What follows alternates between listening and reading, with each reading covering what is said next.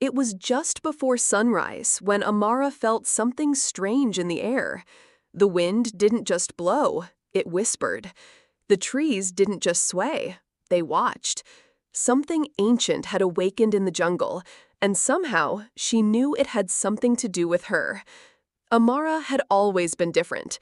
Raised by her grandmother in a quiet village near the edge of the jungle, she was taught to respect the spirits of nature, to listen to the wind, and to always honor the animals.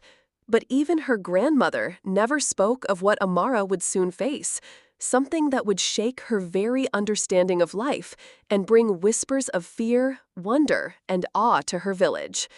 It all began the night she turned 18. The stars were clearer than ever, and the moon hung unusually low, bathing the forest in silver. Amara had wandered a bit too far during her usual evening walk. She loved how the forest felt at night, alive with distant calls, glowing insects, and soft rustles in the leaves. But that night, something called her deeper in. A deep, powerful hum echoed through the ground.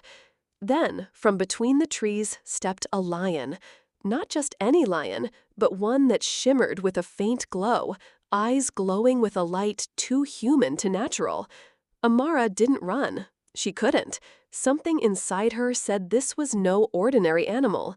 The lion didn't growl or bare its teeth. It looked at her like it knew her, like it had been waiting for her. And then, just as suddenly as it appeared, it disappeared into mist.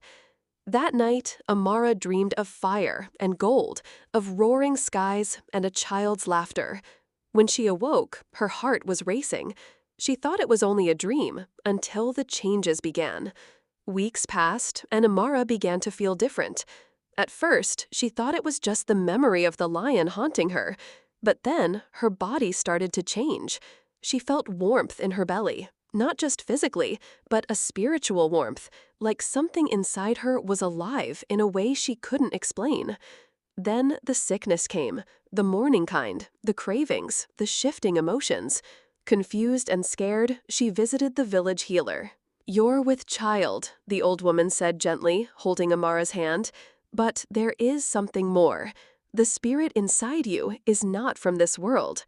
When the news spread through the village, people were torn. Some believed she was chosen by the jungle spirits, blessed to bring forth a child of prophecy. Others whispered behind her back, calling it unnatural, even cursed. Amara said nothing. Deep down, she knew it was true. She had been chosen by something beyond her understanding. Not by a man, not by fate, but by a force older than time itself. The pregnancy wasn't normal. The baby grew faster than expected, but Amara never once felt pain, only strength. She could hear things others couldn't, sense storms before they arrived, even calm animals with a single look. The lion, the same one from that night, began appearing in her dreams more and more, watching over her silently. She didn't fear it, she felt protected. As her due date approached, the jungle itself seemed to change. The trees bent slightly in her direction. The animals stayed close to the village, but never caused harm. Even the weather shifted, gentler, calmer, like nature was holding its breath.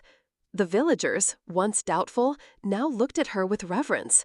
They brought gifts, offerings to the unseen spirit she carried, hoping for blessings. Then, one stormy night, the child arrived. There was no screaming, no pain, only light. A soft, golden glow filled the room as Amara gave birth to a healthy baby girl. The child's eyes were unlike anything anyone had seen. Amber, glowing faintly, like embers from an eternal fire. The crying stopped quickly, replaced by a calm, almost knowing gaze. In the days that followed, it became clear the child was not ordinary. Animals followed her as she crawled. She never cried when thunder struck. She would stare into the jungle like she understood its secrets. Amara named her Nia, meaning purpose, for she knew this child had come for a reason. The villagers began to believe again, not just in old stories, but in balance, in nature's power, in things greater than themselves. They no longer feared the jungle, but respected it. And every now and then, just at dusk, a lion with glowing eyes would be seen at the edge of the trees, watching silently before fading into the mist. Amara never married. She never spoke much of that night, but she raised Nia with love, strength, and wisdom. She taught her to listen, to respect, and to understand the balance of life. And as the years passed, Nia grew into a protector of the land, strong, calm, and deeply connected to the wild. Some say she's part spirit, others call her a miracle. But one thing's